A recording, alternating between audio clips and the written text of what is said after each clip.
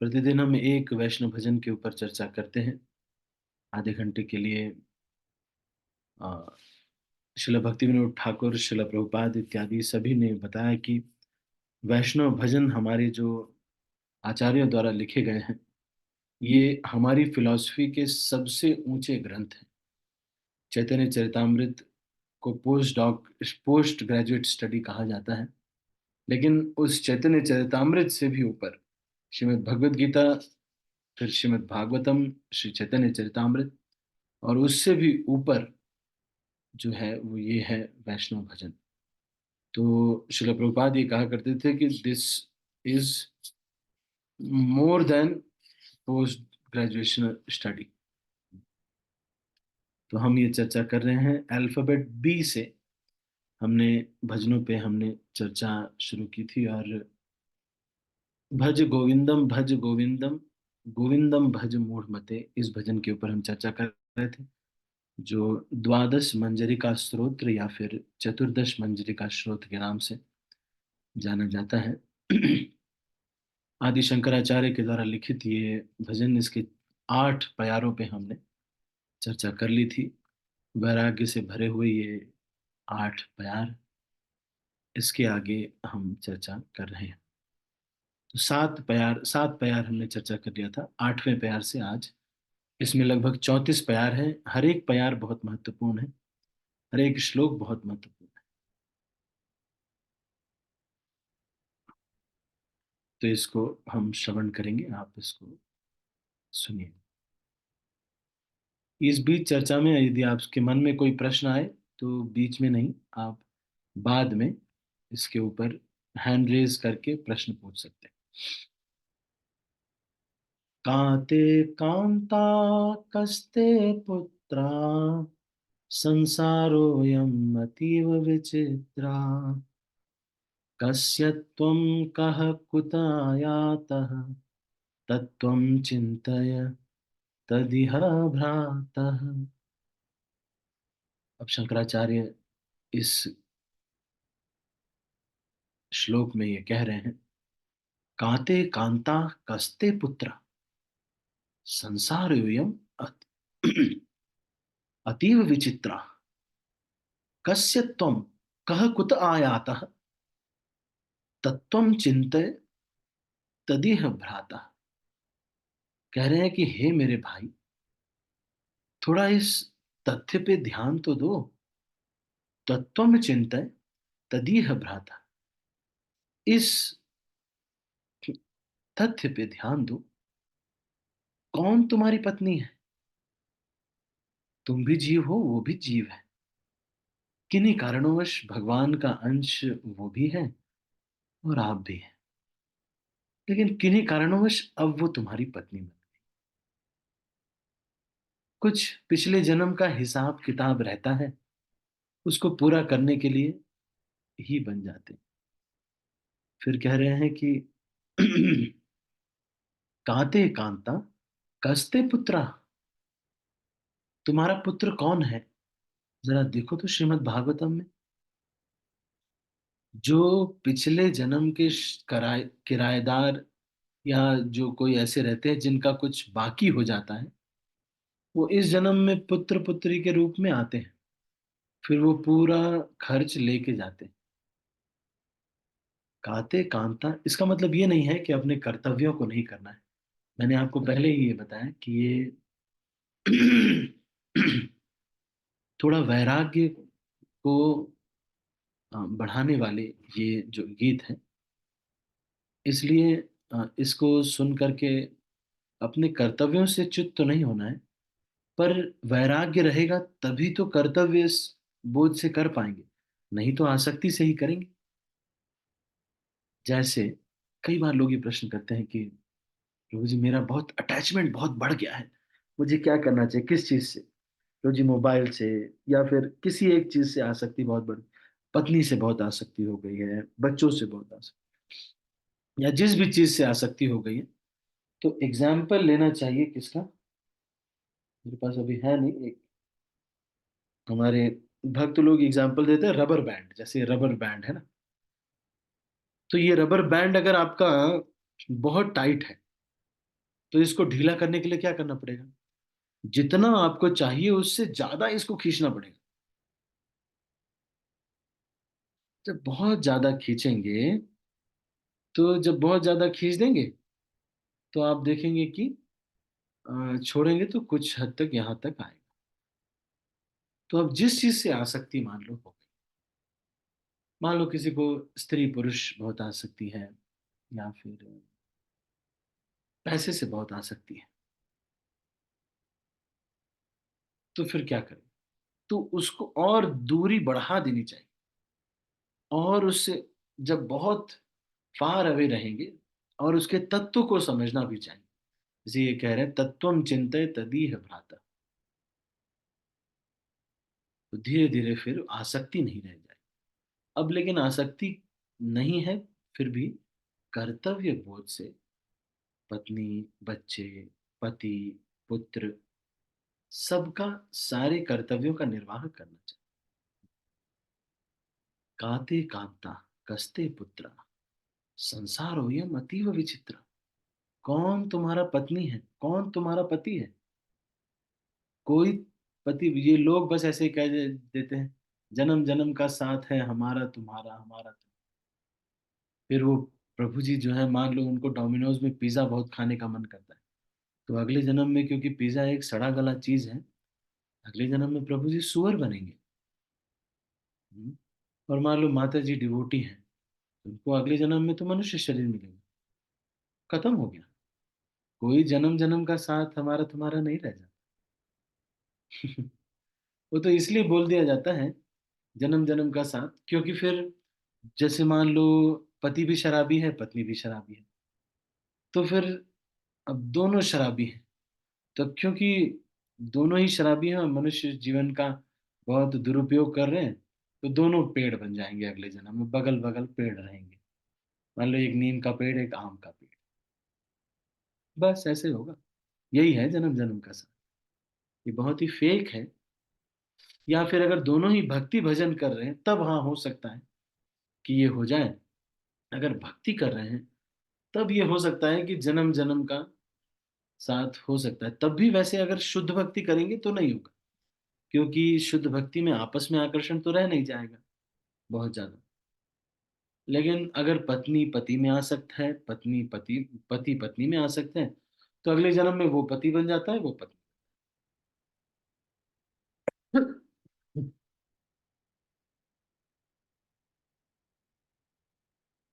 तो यहाँ पे कह रहे हैं, काते कांता, कस्ते पुत्र। कौन तुम्हारा पुत्र है? तुमने चुना भी नहीं, कहा ये मेरा पुत्र होगा। शारीरिक भोग के कारण एक वस्तु पैदा हो गई, अब उसकी जिम्मेदारी ले रहे हैं। जो सच्चाई है वो तो यही है। एक दिन आनंद वृंदावन प्रभु लेक्चर ले रहे थे, कि बता रहे थे कि गृहस्थ आश्रम में कैसे रहना चाहिए, इस सब के बारे में बता रहे थे। तो उसमें वो बता रहे थे कि देखो, झूठ तो बोलना नहीं है, सच बात यही है कि हमें को ही इंजॉयमेंट चाहिए था, इसीलिए हमने विवाह किया। तो ये चीज को शंकराचार्य कह रहे हैं। काते कांता, कस्ते पुत्रा, संसारोऽयम् अतीव विचित्रा। ये सब कर्म फल के दाता है भाई, कर्म फल के दाता है। जिसका 1,00,000 करोड़ रुपए बाकी रहता है, वो बेटा बन जाता है। आपसे पूरा पैसा लेने के लिए। काते कांता, मान लो 10,000 रुपए बाकी रह गया पिछले जन्म का, तो वो बुआ जी बन जाती है। वो अपना अंगूठी लेके चली जाती। श्रीमद् भागवतम का श्लोक है। हम नहीं कह रहे हैं अपने मन से। फिर भी जब हमें दो प्रकार के चश्मे रखने चाहिए अपने पास। जब गुरु को, वैष्णवों को, कृष्ण को देखें, तो एक कृतज्ञता का चश्मा लगाना चाहिए। पीला पीला सा चश्मा रहेगा कृतज्ञता का। अब कृतज्ञता की दृष्टि से ही देखना चाहिए।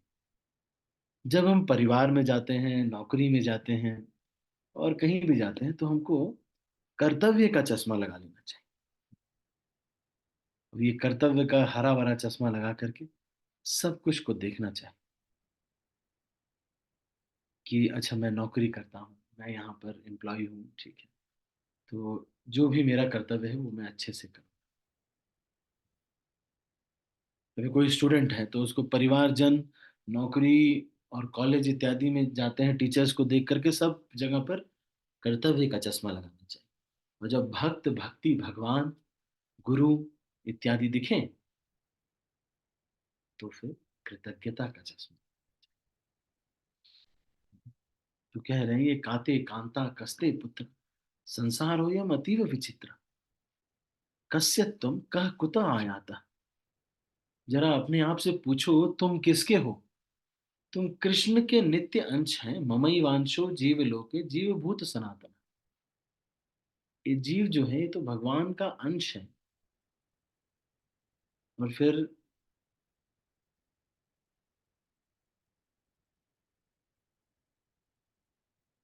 कस्य तुम, कस्य किसका है, तू किसका है। फिर कह रहे कुत आयाता, कहाँ से आए हो। तो कहने का मतलब ये है कि तुम सोच रहे हो कि ये तुम्हारी पत्नी है, ये तो ज्यादा दिन तक पत्नी नहीं रहेंगी, शादी ही की है 30 साल पर। और भगवान तो इतने समय से रिश्तेदार हैं, भक्त तो इतने समय से रिश्तेदार हैं। नहीं, तो कस्य तुम किसके हो। 20 साल के लिए जिसके पास हो उसके, या फिर जिससे 10 करोड़ अरब अरबों साल से जिससे संबंध हो उसके हो तुम, किसके हो तुम। तो कह रहे मैं इनके पिताजी हूं, मैं इनका पिताजी हूं। तो 20-25 साल के, जब शिवास आंगन में चैतन्य अच्छा चित्र चित्रकेतु की कहानी आती है कि किस तरह से अंगिरा मुनि ने राजा चित्रकेतु को पुत्र हर्ष शोक के रूप में दिलवा दिया। 1 करोड़ पत्नी होने के बावजूद भी राजा चित्रकेतु को पुत्र नहीं था। तो किसी तरह से पुत्र दिलवाया, लेकिन उसका नाम रखा हर्ष शोक, कहा कि ये खुशी भी देगा गम भी देगा। तो उन्होंने सोचा कि ठीक है चलो थोड़ा बहुत शरारती होगा, लेकिन वो जो बेटा था वो कुछ ही दिन तक जीवित रहा। उसके बाद कृतद्युति जो कि उसकी माँ थी, उसकी दूसरी जो पट रानियां थी, उन सब ने उसको जहर दे दिया और वो मर गया। नारद मुनि के साथ अंगिरा मुनि उस समय फिर आए कि इनको भगवत ज्ञान देंगे, लेकिन फिर उन्होंने फिर भी वो राजी नहीं हुए भगवत ज्ञान देने से। फिर नारद मुनि ने कहा कि ठीक है मैं अपनी शक्ति से इसको उठा देता हूं। अब देख रहे हैं श्रीमद् भागवत में,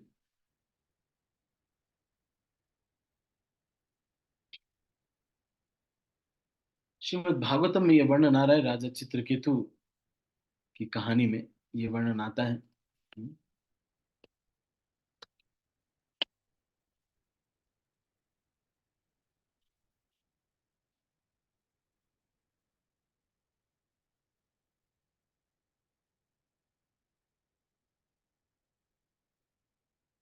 तो ये मैं देखता हूँ ये श्लोक अगर हम पढ़ पाए तो, श्रीमद् भागवतम से ये श्लोक है।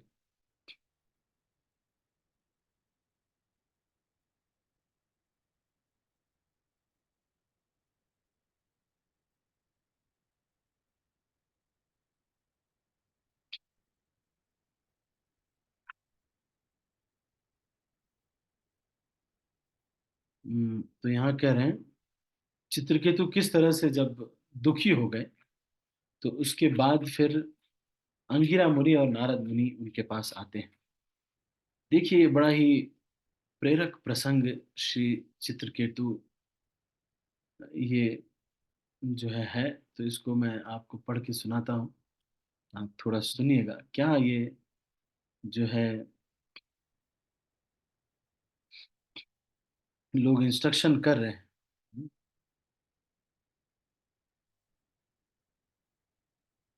तो मुख्यतः ये बता रहे हैं कि कौन है तुम्हारे रिश्तेदार, तुम किसको रिश्तेदार कह रहे हो।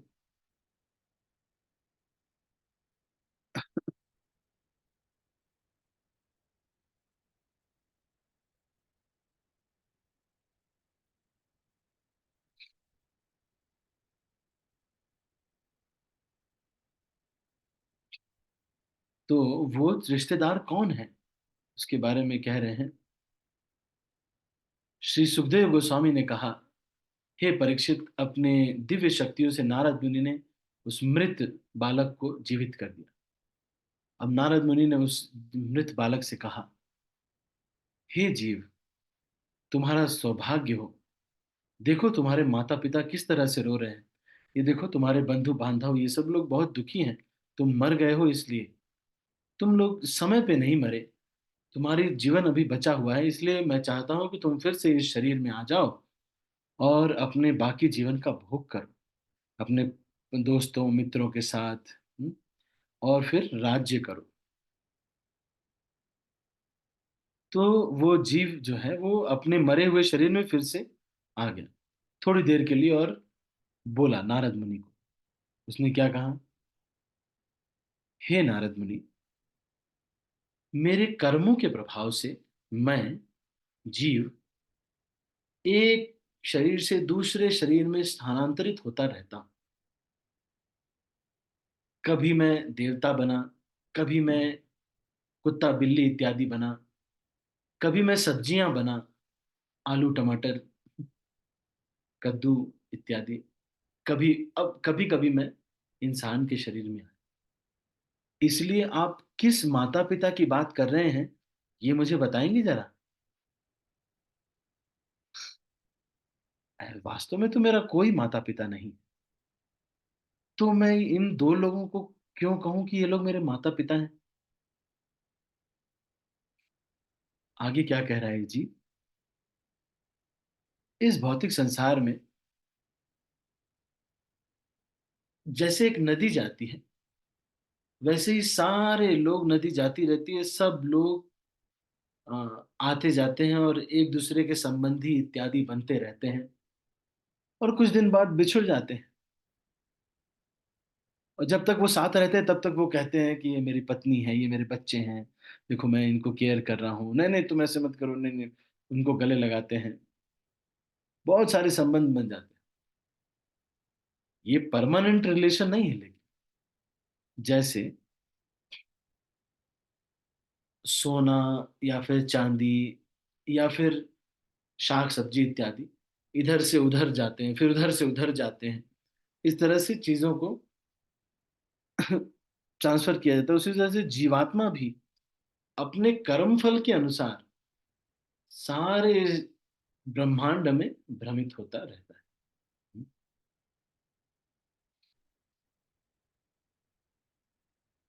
तो ये जो है बता रहे हैं। फिर कह रहे हैं क्या होता है, एक जीव जो है, जीव जो मनुष्य शरीर में है, कुछ लोग ही ऐसे होते हैं।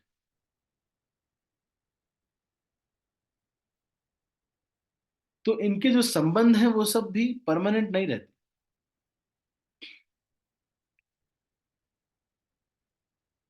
लेकिन जैसे ही ये जीव एक शरीर को छोड़ देता है, अगले शरीर में फिर से रिश्तेदारी हो जाती है, फिर से। तो जैसे ही वो किसी, मान लो कोई जानवर किसी ने पाला है, और उसका जो खत्म, मतलब वो जो है जानवर किसी और के घर भाग जाता है, तो कुछ दिन बाद उससे अटैचमेंट हो जाता है और इनके से अटैचमेंट खत्म हो जाता है।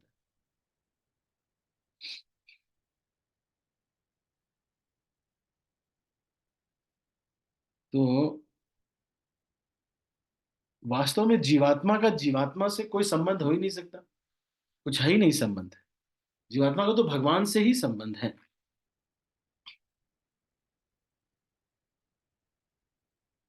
तो जो जीव है वो नित्य है, और उसको कभी खत्म नहीं किया जा सकता। तो यही बेसिक प्रिंसिपल है इस संसार का। क्योंकि जीव भ्रमित हो जाता है, इसीलिए वो सोचता है कि अच्छा ये मेरे बच्चे, ये मेरा पुत्र, ये मेरा पति, अच्छा ये मेरा, इस तरह से वो भ्रमित जो जीव है वो नित्य है जीव, लेकिन वो भ्रमित हो जाता है तो वो फिर सोचता है कि ये मुझे ये बेटा हुआ, मुझे बेटी हुई, ये सब है ना नहीं।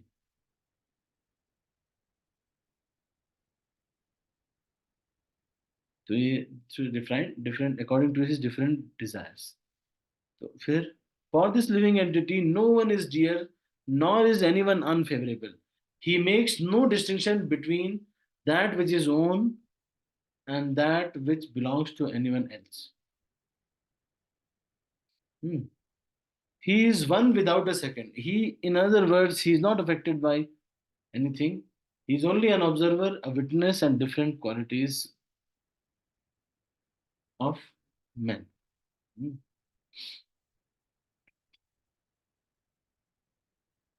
फिर भगवान इस तरह का सुख दुख नहीं भोगते, जीवात्मा जो है सुख दुख भोगता है, इसलिए दुखी नहीं होना चाहिए।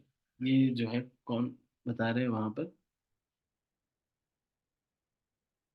ये एक्सप्लेन कर रहे हैं ना, चित्रकेतु के पुत्र के रूप में जो बेटा आया है, जिसको नारद मुनि ने जीवित किया, वो ये सब बोल रहे हैं। जो रिश्तेदार हैं वो लोग जब तक लाश नहीं जलाते थे तब तक अटैचमेंट रहता है, जहां लाश चली गई फिर उसके बाद वो भी चले जाते हैं।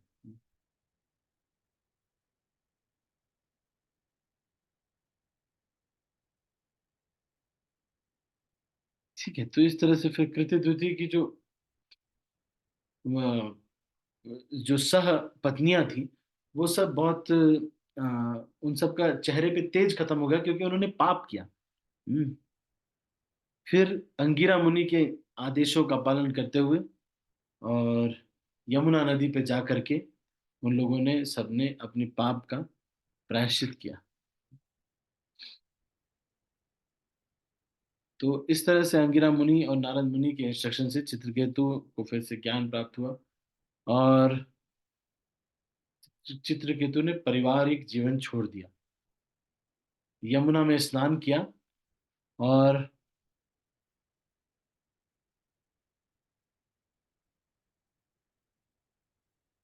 ठीक है, तो ये मतलब और भी बहुत सारी चीजें बता रहे। Therefore being very much pleased with Chitraketu who was a self controlled devotee and surrendered, so Narad Muni the most powerful sage spoke to him as follows transcendental instruction. ये कहा क्या कहा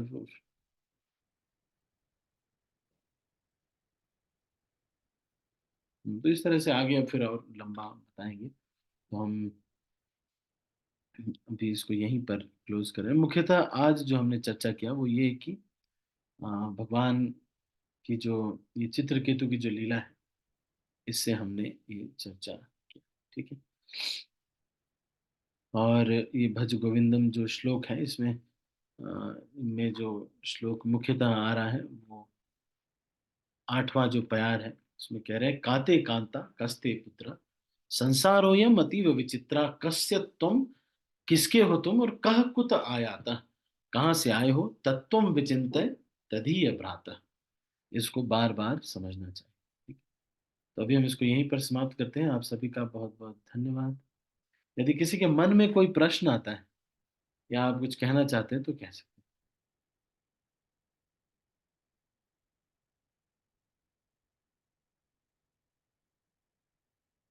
हैं। एनी क्वेश्चंस, मैंने अनम्यूट किया है, यदि किसी का कोई प्रश्न है तो वो कर सकते हैं। मैं 1 मिनट हाथ नीचे कर रहा हूँ सबको।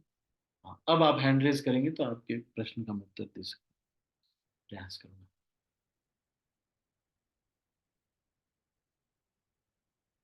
काते कांता कस्ते पुत्र। ठीक है, तो कोई प्रश्न नहीं तो अब हम इसको यहीं पर समाप्त करते हैं। आप सभी भक्तों का बहुत बहुत धन्यवाद। हरे कृष्णा। श्रील प्रभुपाद की जय, गौर Yeah, भक्त बिंदु की जय, yeah. पिताई गौर प्रेमानंदे, हरि हरि बोल। Hari Hari Bol. Thank you दंडवत for प्रणाम the Prabhu ji, for Hare Krishna. wonderful classes. Thank you so much. हरे कृष्णा प्रभु जी, दंडवत प्रणाम। सभी को दंडवत प्रणाम।